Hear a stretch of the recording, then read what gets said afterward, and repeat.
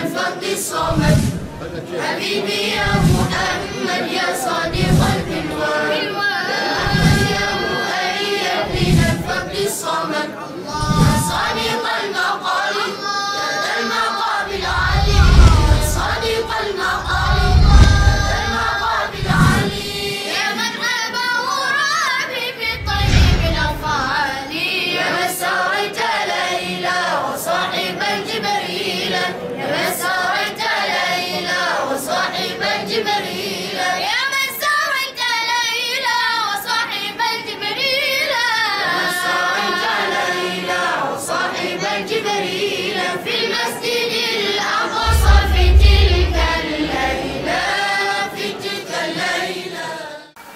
Assalamualaikum warahmatullahi ta'ala wabarakatuh. Bismillahirrahmanirrahim. Subhanalladzi asra bi'abdihi laylan minal masjidil haram ilal masjidil aqsa alladzi barakna hawlahu linuriyahu min ayatina innahu huwas samiul basir. Shadaqallahul azim. Spirit hijrah, hadiah dari Tuhan untuk kita.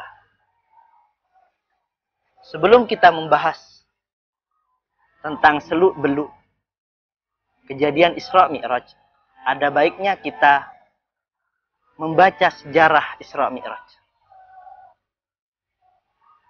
Orang yang berhasil adalah orang yang bisa belajar dari sejarah.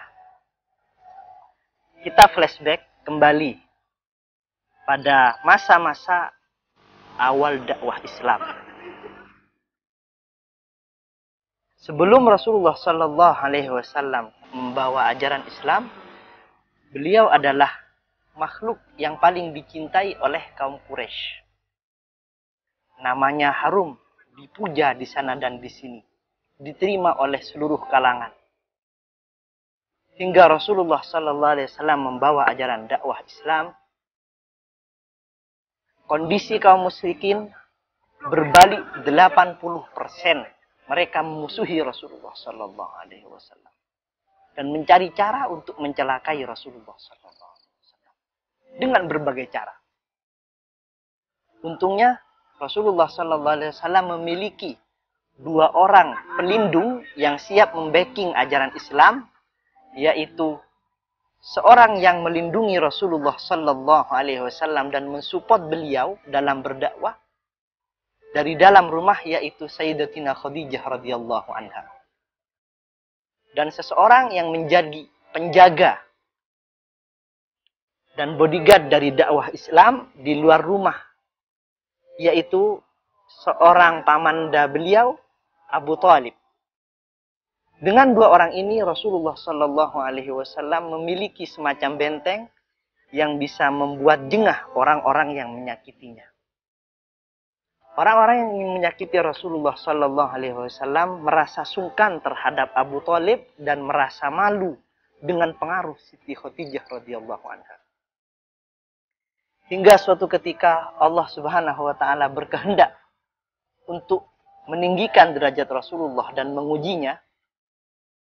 Rasulullah Sallallahu Alaihi Wasallam diuji dengan wafatnya Abu Thalib dan Sayyidatuna Khadijah radhiyallahu anha pada tahun yang sama. Tidak bisa dibayangkan bagaimana reaksi negatif orang-orang Quraisy begitu melihat kedua pembela Rasulullah Sallallahu Alaihi Wasallam telah tiada. Mereka mulai menyakiti Rasulullah Sallallahu Alaihi Wasallam dengan frekuensi yang sangat tinggi. Mereka menambahkan volume dari siksaan dan cacian dan hinaan kepada Rasulullah Sallallahu Alaihi Wasallam. Hingga Rasulullah Sallallahu Alaihi Wasallam tidak memiliki peluang. Rasulullah memandang bahwa di Mekah tidak ada peluang untuk berdakwah. Beliau lalu berdakwah ke Taif. Beliau mengharap beberapa keluarganya di Taif dapat menyambut ajakan ilahi. Lalu berangkatlah Rasulullah SAW ke Taif dengan sejuta harapan. Tapi apa yang terjadi? Orang-orang Taif menghina Rasulullah SAW. Hingga anak-anak kecil di Taif berani melempari Rasulullah SAW dengan batu. hingga kedua kaki Rasulullah sallallahu alaihi wasallam yang mulia yang sudah menginjak arsy Allah Subhanahu wa taala terluka dan berlumuran darah. Tidak dapat dibayangkan. Inilah yang terjadi setelah wafatnya Abu Thalib dan Siti Khadijah. Berkurangnya pembela Rasulullah sallallahu alaihi wasallam secara zahir dalam hal dakwah Islamiyah.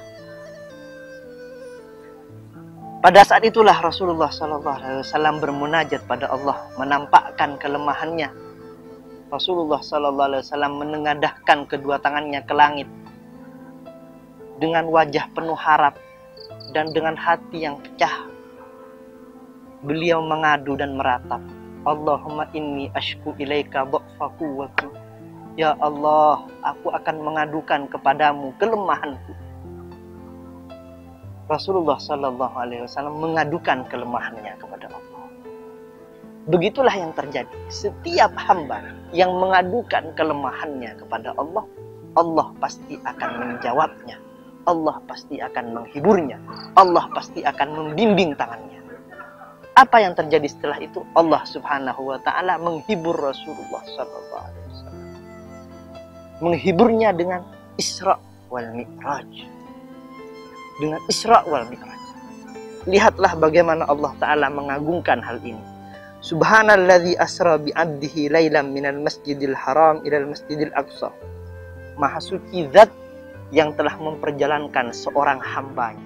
Pada saat seorang hamba menampakkan kehambaannya, bahwa ia hanyalah seorang hamba yang lemah, Allah akan memberikan kekuatannya, menampakkan kekuatannya dan membantu kelemahan seorang hambanya. Kapan? Apabila dia sudah menampakkan ubudiyah, kehambaannya, abdihi. Kalau dia sudah menampakkan kehambaannya bahwa ia hanyalah hamba, Allah yang akan menampakkan rububiyahnya, Allah yang akan menghiburnya. Alladzi barakna haulahu linuriyahu min ayatina innahu huwas samiul basir. Allah Subhanahu wa taala berfirman di akhir kalimat innahu huwas samiul basir. Apa artinya? Di sini disebutkan bahwa Allah Subhanahu wa taala menunjukkan sifat maha mendengar dan maha melihat terhadap apa yang terjadi kepada Rasulullah sallallahu alaihi wasallam. Innahu huwas samiul basir. Jangan kira Allah tidak melihat apa yang terjadi kepada Rasulullah. Jangan kira Allah tidak melihat tangisan Rasulullah. Jangan kira Allah tidak melihat rintihan Rasulullah. Allah Subhanahu wa taala lalu menghibur dengan memberikan Rasulullah sallallahu alaihi wasallam derajat yang tinggi dan perjumpaan agung yang tidak pernah diberikan pada nabi-nabi sebelumnya. Allahumma shalli ala Muhammad. Hal ini tidak akan terjadi hanya kepada Rasulullah sallallahu alaihi wasallam, kepada setiap hamba yang menunjukkan kelemahannya, yang menunjukkan ubudiyahnya, yang abdihi, lalu Allah akan subhanalladzi asra kepadanya. Bila ia betul-betul menunjukkan kehambaannya, kelemahannya. Maka dari itu Hadratil Imam Al-Haddad berkata, qaddasallahu sirrah lam azal bil babi waqif farhaman rabbi wukufi. Ya Allah, aku akan selalu ada di pintumu, mengetuk pintumu, maka kasihanilah aku. Dan semoga Allah Subhanahu wa ta'ala menjadikan kita orang yang betul-betul menjadi hamba Allah Subhanahu wa ta'ala. Bukan hamba nafsu, bukan hamba dunia, bukan hamba syaitan, bukan hamba harta, tapi hamba Allah hingga Allah memberi kita kabar gembira, memberi kita kebahagiaan. Memang ujian pahit rasanya, tapi manisnya sebuah penghargaan dari Allah akan mengalahkan pahitnya cobaan kehidupan. Wabillahi taufiq wal hidayah. Wassalamualaikum warahmatullahi wabarakatuh.